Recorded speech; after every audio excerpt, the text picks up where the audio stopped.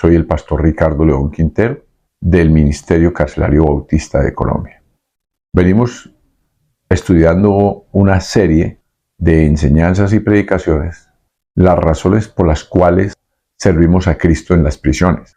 Este programa se llama Libertad a los cautivos y nosotros somos el Ministerio Carcelario Bautista de Colombia. Para nosotros es un privilegio poder compartir con ustedes las grandes experiencias de servir a Cristo en las prisiones. Es un ministerio que por la misericordia es una bendición. Vamos a los lugares donde la mayoría de personas no quieren ir. Es un lugar de tinieblas, de oscuridad, de miedo, de pavor. Es un lugar donde prácticamente a nadie le gustaría estar, una prisión, una cárcel. Sin embargo, nosotros tenemos que obedecer al Señor Jesús cuando Él dio la última orden, el último deseo de su corazón, la gran comisión. Id y predicad el evangelio a toda criatura. Eso hacemos nosotros. Y los privados de libertad, los presos, los PPL, también pertenecen a la gran comisión. A ellos también hay que irlos a predicar. Hay que irlos a predicar porque ellos no pueden venir acá a la iglesia. Hay que ir hasta allá a buscarlos. No es fácil, no es sencillo. Llevamos 27 años visitando los centros penitenciarios y carcelarios y nunca podemos decir que es fácil. Todavía vamos a estar 30 años y todavía nos dificulta el ingreso a un establecimiento carcelario. Pero gracias a Dios que estamos en una era donde el Señor nos está abriendo cada vez más las puertas, cada vez más. Venimos estudiando una serie de predicaciones, las 7 etapas por las cuales atravesó el Señor Jesús, que son las mismas 7 etapas que atraviesa cualquier persona, cualquier delincuente que ha sido privado de su libertad. El Señor Jesús atravesó las mismas 7 etapas que atraviesa todo aquel que es atrapado, traicionado, capturado y encerrado y condenado. El Señor Jesús vivió todas esas etapas. Y esa precisamente es la razón por la cual el Señor Jesús ama este ministerio carcelario, porque Él también lo vivió. Él nunca nos dijo que hiciéramos algo que Él mismo no haya experimentado. Cuando Él nos mandó a amar, Él nos amó primero. Cuando Él nos mandó a perdonar, Él nos perdonó primero. Cuando Él dice acordaos de los presos como si estuvierais presos juntamente con ellos, es porque Él vino prioritariamente aquí a la tierra. Prioritariamente. La primera principal razón por la cual el Señor Jesús estuvo en la tierra, vino a libertar al cautivo. Profetizado desde Isaías, vino a romper las cadenas, a llamar a los presos a libertad. Dentro de esos estábamos usted y yo. Yo nunca he estado en una cárcel. Todo aquel que comete pecado, dijo el Señor, es esclavo, preso del pecado. Estamos bajo la voluntad de las garras de Satanás a su voluntad. Y el Señor vino y nos rescató porque alguien tomó tiempo para predicarnos y enseñarnos la palabra del Señor. Dentro de las 7 etapas por las cuales atravesó el Señor Jesús, que atraviesa todo prisionero, el primero fue que Él fue traicionado. Son temas que ya hemos predicado. Usted los puede encontrar aquí en YouTube. Él fue traicionado. La segunda etapa que Él atravesó fue que hubo un complot para capturarlo. La tercera etapa por la que pasó el Señor Jesús es que hubo un arresto violento. Y hoy vamos a hablar de la cuarta etapa que Él vivió. Y fue la tortura y el maltrato y el interrogatorio y el supuesto, entre comillas, juicio que le hicieron, que eso fue un desjuicio. Eso es una vergüenza si le pueden llamar el juicio o los juicios del Señor, porque Él tuvo 6 supuestos juicios, como si fuera jugando ping-pong con Él. Vamos a empezar hablando sobre el cuarto punto, que es la tortura, el maltrato, el interrogatorio, las burlas y todo eso. Para ello tenemos que leer Mateo 26, 62 al 67. Mateo 26, 62 al 67. Y levantándose el sumo sacerdote le dijo, ¿no respondes nada? ¿Que testifican estos contra ti?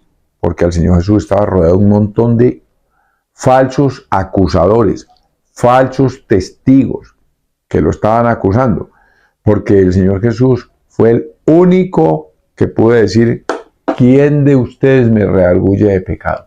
Y no había quien lo acusara de algo verdadero, nadie. ¿De qué lo iban a acusar? Al santo Hijo de Dios, que nunca pecó, Jamás salió una mentira ni un engaño de su boca, dice la palabra del Señor. Tanto fue que la muerte misma lo tuvo que soltar a causa de la santidad y la pureza del Señor. La muerte lo tuvo que soltar. No había forma de condenarlo. Pero a pesar de ser el santo Hijo de Dios, no había, alguien dijo estas palabras: no hay nadie tan santo y puro como el Señor Jesús, tan cerca del pecador y tan lejos del pecado. Eso es la verdad. No hay nadie tan santo y puro como el Señor Jesús, que se acerque tanto al pecador y se mantenga tan lejos del pecado como el Señor Jesús. Ellos lo tienen aquí en un concilio y lo están acusando y rodeando a ver de qué manera lo hacen confesar algo que no tenía nada que confesar. Sin embargo, Jesús callaba. Entonces el sumo sacerdote le dijo: te conjuro por el Dios viviente que nos diga si eres tú el Cristo, el Hijo de Dios viviente. Esta palabra te conjuro, está usted bajo juramento. Conjurar, está bajo juramento. Dígame bajo juramento, si usted es el Hijo de Dios, el Cristo, el Hijo de Dios viviente, el Mesías, díganlo. Cuando ya la situación se llegó a ese extremo, fue cuando el Señor ya tuvo que decir. Jesús le dijo: tú lo has dicho, tú lo confesaste, y además os digo que desde ahora veréis al Hijo del Hombre sentado a la diestra del poder de Dios, viniendo en las nubes de los cielos. Digo: sí, yo soy el gran yo soy, el Hijo del Dios viviente, el Dios todopoderoso, Dios Hijo, porque hay Dios Padre, Dios Hijo y Dios Espíritu Santo. Y luego dice: entonces el sumo sacerdote rasgó su vestidura diciendo: ha blasfemado, ¿qué más necesidad tenemos de testigos? O sea, que ahora mismo habéis oído su blasfemia, ¿qué os parece? Respondiendo ellos dijeron: es reo de muerte, porque para ellos la verdad que dijo el Señor Jesús, para ellos era una blasfemia. Y esas blasfemias en Israel, en la ley judía, se castigan con apedreamiento o con crucifixión o en la hoguera. Y aquí lo condenan a muerte y dice entonces es reo de muerte. Aquí está diciendo que la ley de la muerte de un criminal está en el poder del Estado.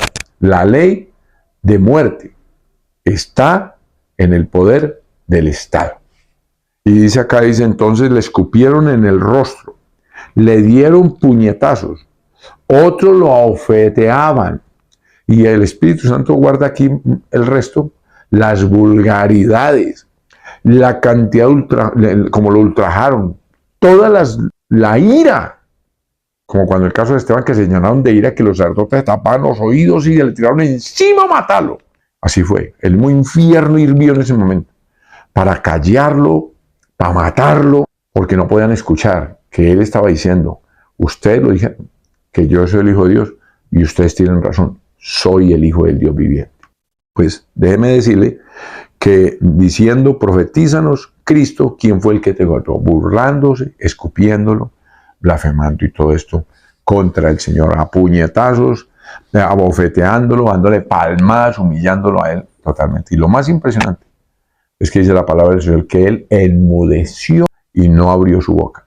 Señor Jesús jamás se defendió en ese sentido. Nunca. Él cayó y, como dice la palabra del Señor, no os venguéis vosotros mismos.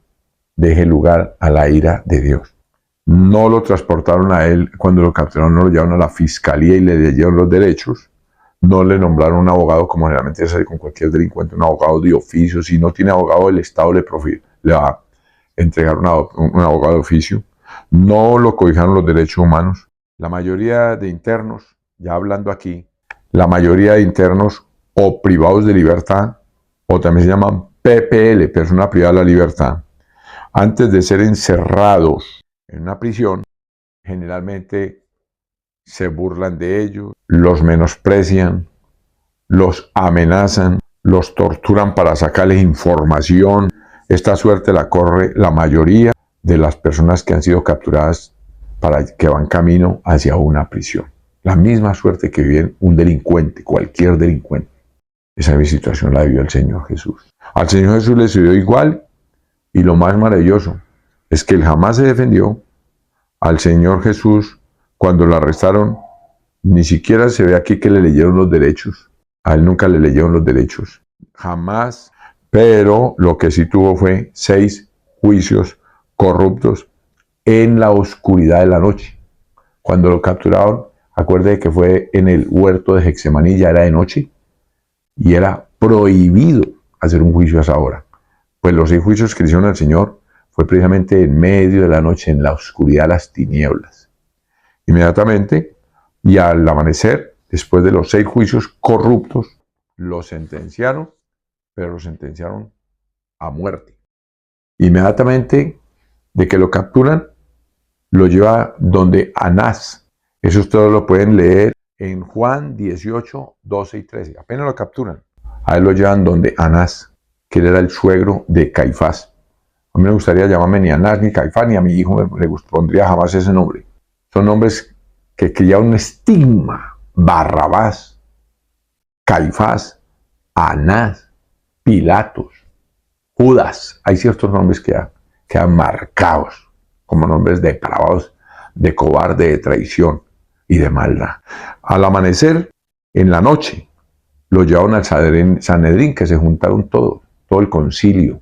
Después, en medio de la noche, el concilio se lo entrega a Pilato, porque lo sentenciaron y se lo entregan a Pilato, porque Pilato era un gobernador romano. Los judíos no lo podían condenar a muerte, entonces se lo entregan a Pilato. Y le dicen a Pilato que él era un traidor y que estaba haciendo una sonada contra el emperador de Roma, para ver si lo podían condenar por ese delito. Pilatos, cuando oye que él era de Galilea, porque le decían el Galileo, en realidad él era de Belén, pero cuando oyó que él era Jesús el Galileo, entonces se lo mandó a Herodes, se lo envió a Herodes, al Señor Jesús, porque Herodes era el encargado de gobernar la parte de Galilea.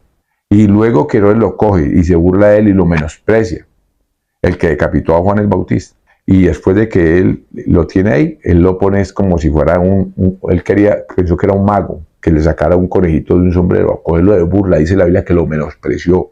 Y al ver que el Señor Jesús despreció totalmente, al menos el Señor Jesús habló con Pilatos, pero a Herodes dice la Biblia que el Señor ni siquiera lo determinó. Herodes iba a despreciar al Señor Jesús, pero quien despreció en realidad fue el Señor Jesús a Herodes. Lo despreció por completo porque él lo menospreció por completo y se burló de él.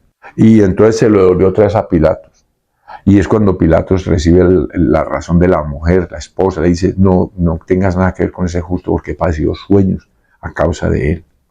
Pilatos entendió y fue claro que él le dice al pueblo, por causa de tiempo que no tenemos ahorita más tiempo para hablar, pero él mismo le dice al pueblo, a vuestro rey he de crucificar, porque el pueblo pedía que lo crucificaran. Y ellos decían, no tenemos más rey que el emperador. Pilatos estaba sorprendido. Pero como Pilatos, cuando oyó, si te haces amigos de él o lo sueltas, no eres amigo del rey, del emperador, estás en contra del emperador. Y Pilatos, por conservar el empleo, prefirió soltar a Barrabás y crucificar al Señor Jesús. Tremendo, muy tremendo, porque dicen que al poco tiempo, la mujer de Pilatos, la historia dice que la mujer de Pilatos al poco tiempo lo dejó abandonado.